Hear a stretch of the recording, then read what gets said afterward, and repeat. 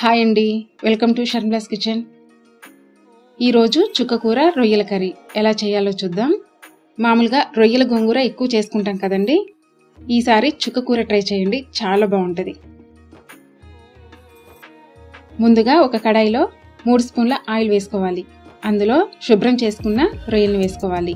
ఈ రొయ్యల్లో ఉప్పు వేసుకొని కలుపుకోవాలి. నేను ఇక్కడ 1/2 కేజీ రొయ్యలు తీసుకున్నాను.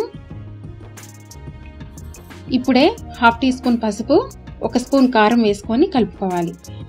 ఇలా ఒకసారి కలుపుకున్న తర్వాత మూత పెట్టుకొని మగ్గించుకోవాలి. వాటర్ అనేది అస్సలు వేయకూడదు.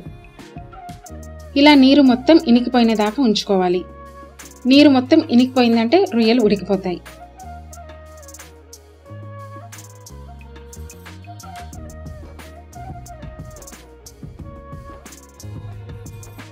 ఇలా ఉడికిన రొయ్యల్ని తీసి పక్కన ఉంచుకోవాలి. ఇప్పుడు మరో కడాయిలో కొద్దిగా ఆయిల్ వేసుకోవాలి. అందులో ఉల్లిపాయ ముక్కలు, పచ్చిమిరపకాయ ముక్కలు వేసుకొని కలుపుకోవాలి.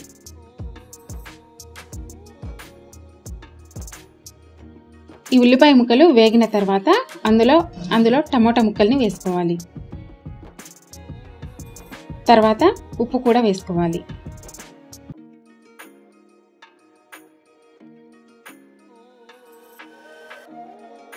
ఇలా ఫ్రై అయిన తర్వాత 1 స్పూన్ అల్లం వెల్లుల్లి పేస్ట్, కొంచెం కొత్తిమీర వేసుకొని కలుపుకోవాలి.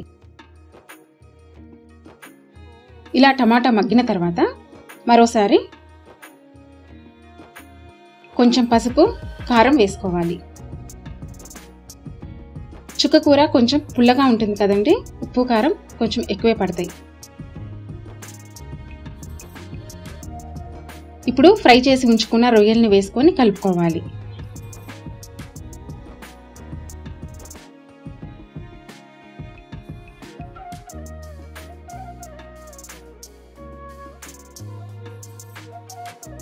ఇలా బాగా కలుపుకున్న తర్వాత 1/2 teaspoon garam masala powder వేసుకోవాలి. ఇలా ఒకసారి కలుపుకొని సన్నగా తరిగి పెట్టుకున్న చుక్కకూర వేసుకోవాలి. ఈ కర్రీ కోసం మీడియం సైజు 2 చుక్కకూర కట్టల్ని తీసుకున్నాను.